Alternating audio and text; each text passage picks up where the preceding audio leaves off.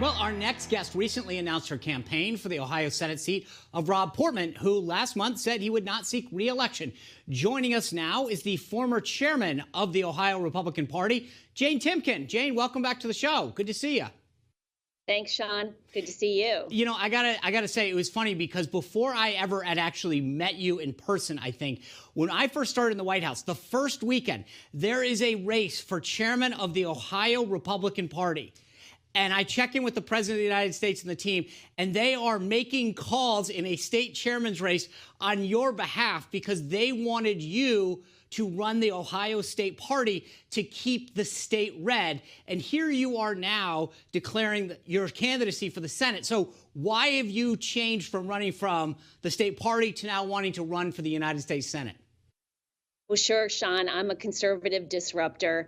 Obviously, with the support of President Trump, I took over the Ohio Republican Party, which was controlled by John Kasich and his corrupt chairman. I unified the party and delivered results for Republicans up and down the ballot, and proudly delivered Ohio for President Trump in 2020. But we were advancing the America First agenda, and I'm going to continue to do that in the United States Senate. It's good for Ohio families. It's good for Ohio workers and our freedoms. And I'm going to stand up and fight for that, Sean, in the United States Senate. Yeah. You know, we saw this at the RNC this last year, but this is a time when the GOP is really trying to grow its appeal to minorities and to women.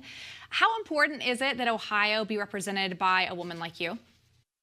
Well, women have the strong voice, and I've always encouraged women to be involved in politics. What we're seeing right now with the pandemic and schools being closed, it's affecting women. Their jobs they're losing their jobs. They're worried about their children. Our kids need to be back in school. We need more women to have a voice in Congress. I plan on going to the United States Senate and being that voice for women across Ohio, but I plan on representing all Ohioans to make sure that we are delivering for them, their jobs, their families, and their communities, and their freedoms. You know, Rob Portman made it clear that despite how long he's been serving Ohio, the partisanship in Washington has just gotten too much for him. So knowing that, why do you want to come to Washington? Sure. It's partisanship is always going to be an issue in Washington. I think it's the matter of how you address it. I think it's very important. As I said, I'm a unifier when I unified people in the party, but we need to stand up for our principles, but we have to be able to have a dialogue. I'm a can-do, get things done type of person. I've solved lots of problems as chairman of the Ohio Republican Party and got results, and that's exactly what I'll do in the United States Senate. Yeah. You know, as Sean mentioned earlier, you were backed by President Trump as the state party chair, yet your primary challenger is Josh Mandel, and he's trying to tie you to John Kasich and claim that the mantle that he is the Trump candidate. How do you respond to that? Well, I'm the only candidate in this race that's been supported and endorsed by President Trump. Obviously, President Trump supported me to be Ohio Republican Party chairman. No one's worked harder for President Trump in the state of Ohio, traveling 150,000 miles in my car, talking to grassroots supporters, and again, talking about the America First agenda and what President Trump accomplished for this country. And I will continue to advance the America First agenda in the United States Senate, and that's exactly what I'm going to do. You know, the president's team has announced that after he speaks at CPAC this week, they're going to start some kind of process for candidates to go down or fill out something. I'm not sure how it's going to work yet, to seek his endorsement. Are you planning on seeking his endorsement? I know you had it as Ohio Party chair. Are you planning on going down and trying to seek it as the Senate candidate? I would welcome President Trump's endorsement. Absolutely. You know, in your campaign video, you talk about the importance of Ohio manufacturing and energy jobs. With a new president in, talk a little bit about Biden's impacts that it could have on manufacturing in Ohio. Sure, we've already seen it. With the stroke of a pen, Joe Biden wiped away almost 1 million jobs with the canceling of the Keystone Pipeline and in the oil and gas industry. That has a significant impact on Ohio's economy. We produce oil and gas here, but also our manufacturing base relies on reliable energy. We're seeing that the Biden administration is rolling back the America First Trump policies to the detriment of Ohio families and Ohio workers. And that's why I want to go to the United States Senate and fight back. We need to take control of the Senate. We need to fight back against Biden's policies. They don't put American workers first, and they put the Democrat Party first. And we're seeing it by open borders. We're seeing it with their keeping schools closed. The ridiculous amounts of policy decisions are coming out of the Biden administration. You know, Jane, in 2016, I remember Ohio was considered this bellwether state, right? Everyone said, you got to win Ohio, you got to win Ohio. In large part because of your efforts, Ohio has continued to move to the red, to the right? And I think you've had tremendous success at the state and federal level. How are you trying to communicate how important Ohio is into getting the majority back in the Senate? You know, you're almost a victim of your own success by how well you've done moving Ohio to the right. Sure. Well, we moved Ohio to the right by a lot of hard work, and I am that hard worker, can-do kind of person. Ohio is always going to be a battleground state. We are a significant state, and I'm pretty sure that Republicans are going to want to keep this seat. It's critically important that we take back the Senate, again, because we need to push back against the Biden administration, the Democrats' policies. Their policies are bad for this country, and as I said, they're harming Ohio families, Ohio jobs, and our freedoms. They're rolling back the America First agenda, and I plan on going to the United States Senate and fighting for that agenda. All right. Well, best of luck on the campaign trail. Stay safe. And obviously, this is crucial to the path to retaking the majority. So I hope you check back in with us along the way. All right. When President Trump was in the White House, unaccompanied children on the southern border were held in, quote unquote, cages, according to the media. But with President Biden in office, those same facilities are now called youth shelters. Here's White House Press Secretary Jen Psaki telling us how it's completely different now. Joe Biden said, under Trump, there have been horrifying scenes of at the border of kids being kept in cages. Now it's not under Trump, it's under Biden. This is not kids being kept in cages. This is kids. This is a facility that was opened that's going to follow the same standards as other HHS facilities. It is not a replication, certainly not. That is never our intention of replicating the immigration policies of the past administration. Well, here to join us is the host of America First on Salem Radio and somebody who I'm sure has nothing to say about this, Sebastian Gorka. Seb, thanks for filling in for me last week. Great to see you. And we enjoyed the fact that you watched us, whichever bunker you were in, doing your reserve duty, giving us tips as we were live. Oh, and by the way, a belated happy birthday to Mama Spice. Oh, well, thank you on all fronts.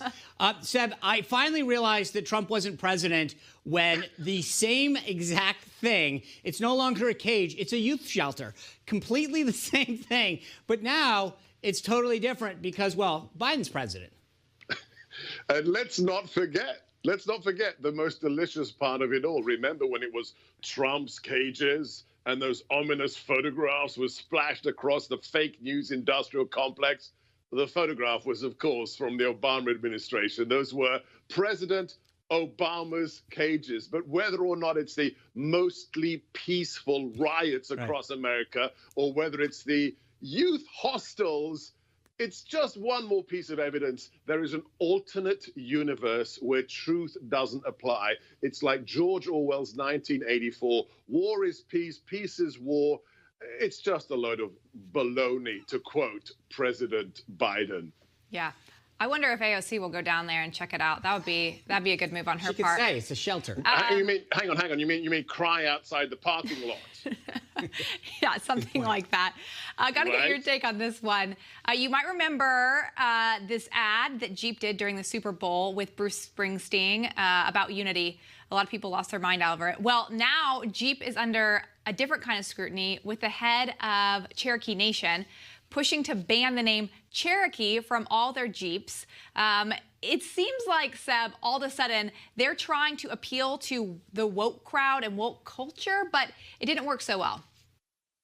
No, whether it's that, whether it's having somebody who was just arrested for a DUI be the new figurehead of your products, or whether it's Coca-Cola with their white supremacy training. Look, I come from a simpler age.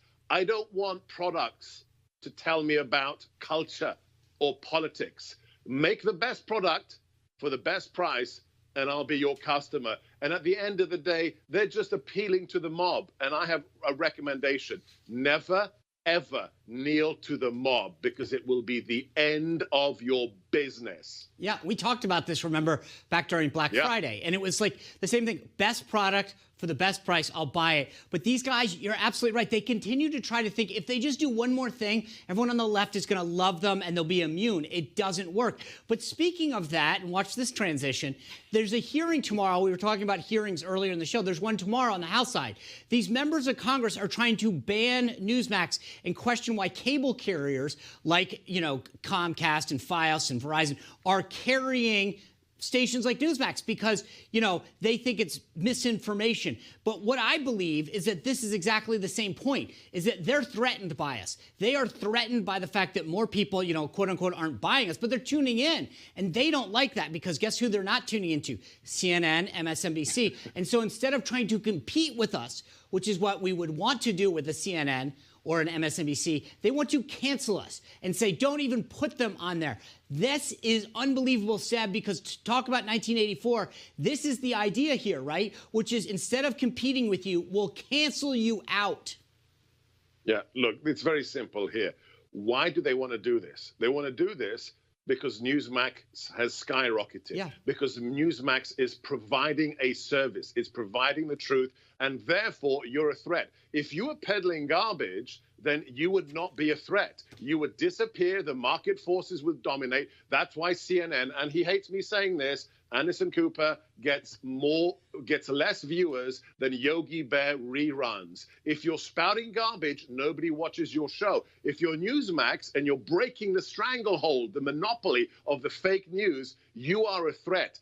They want to shut you down because you are providing a service. And that service is factual reporting. And it is an outrage that anybody is trying this in the United States of America. There's a reason freedom of speech is #1 of our Bill of Rights. Yeah, but here's what the American people should be asking. When you have U.S. congressmen trying to ban people from hearing another point of view, that should be concerning to American people. Why don't you want me to hear this? Why are you so afraid that I might be interested to a different opinion than mine? Isn't that what America is all about? And now they're trying to silence a different opinion, which is very concerning in my opinion. Bingo.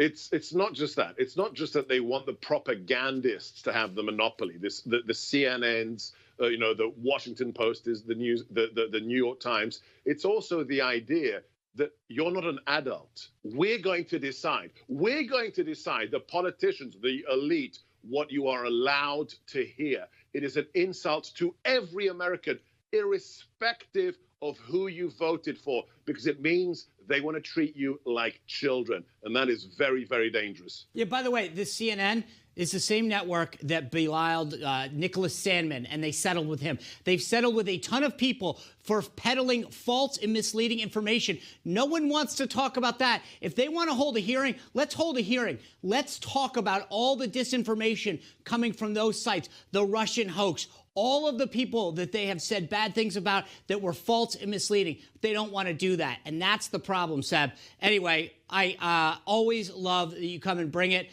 Thanks again for guest hosting, and I'm looking forward to seeing you again soon. God bless you guys. Thank you. Hi, Emma Reckenberg here. If you like this video, there's a whole lot more to see on Newsmax TV. You can watch for free right here on our YouTube live stream and be the first one here each time our experts break down real news. Just hit that subscribe button, ring the bell icon, and stay with us on America's fastest growing cable news channel, Newsmax TV.